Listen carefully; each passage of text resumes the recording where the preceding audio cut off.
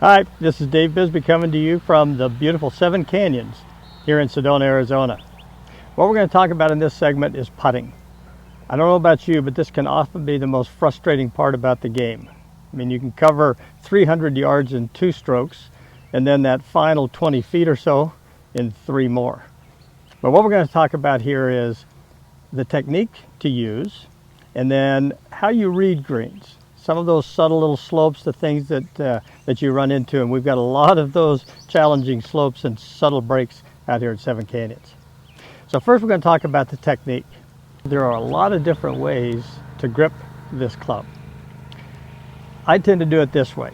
I want to get my palms paralleling the face of the putter.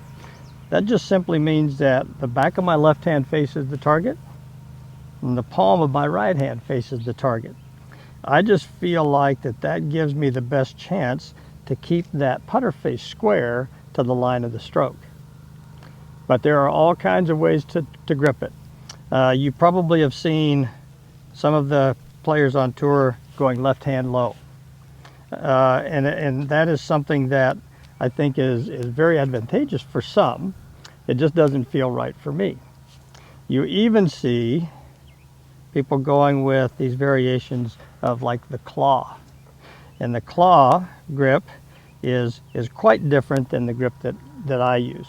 But what you'll notice is all of those people that are using these strokes on the tour or these different grips, they're very successful.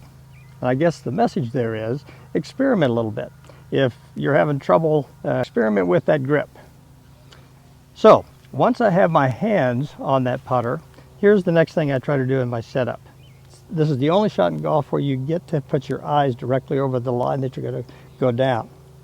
So I try to get my eyes lined up directly over the top of the ball. And all I did there was just take that putter, hang it right from the bridge of my nose, and drop it down right behind that ball. That lets me know that my eyes are right over the line that I intend to putt down. From a stroke standpoint, what I like to do is I like to try to feel like it is a real pendulum. In other words, that putter is kind of moving straight back and straight through. There are some very successful putters who employ what is called an arc stroke, where it kind of goes a little from the inside back to square through it. I feel a bit more confident myself in trying to get that putter to go straight back and straight through. The other thing I try to do with that stroke is I try to make it match on both sides of the ball. If I can get length of stroke to help me determine the distance that I putt, it's easier to kind of create a feel for length of stroke to distance putted.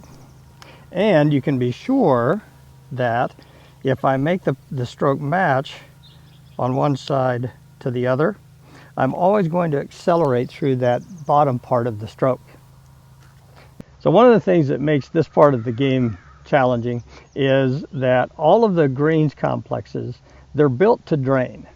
And what that means is they're going to be pitched and sloped to shed water off of the green. That affects your putt. In other words, where that water would flow on the green is where your ball is going to break. So I'm going to toss a couple of balls here and show you how the curve can take that ball and really make it go. When you watch the guys on television, it seems like that they're solving some big formula. They've got all the greens books, they have the topo maps of the books. But the best way to look at this, and the easiest way to look at it, is it's the effect of gravity. And so every green is built to drain. When you walk up onto the green, take a look and find where the drain is. On this particular green that I'm standing on, the drain is right off of the front of this green, and it's also off of the far left side of this green. So all of the putts on this green are going to be influenced to break where that water would flow. A great way to read the break is to find where the drain is closest to your ball, get between your ball and the hole, and then you're making an educated guess at how much that ball is going to move towards that drain. The way to play that break is to chop it up into kind of 2 segments. Find the high point, the apex of the break, putt at that point, Let gravity do the rest of it. So once we get used to reading greens and looking at the breaks, we're going to take a look at some drills that might help you with this. Now, one of the best ways to improve your putting is to work some drills into your practice routine. We're going to share about 3 different drills that I like to do before I go out onto the golf course. The first is what I call the progression drill. You can see we've just got these balls lined up in a straight line back from the hole. You start with the closest ball, tap it in. As you work your way back,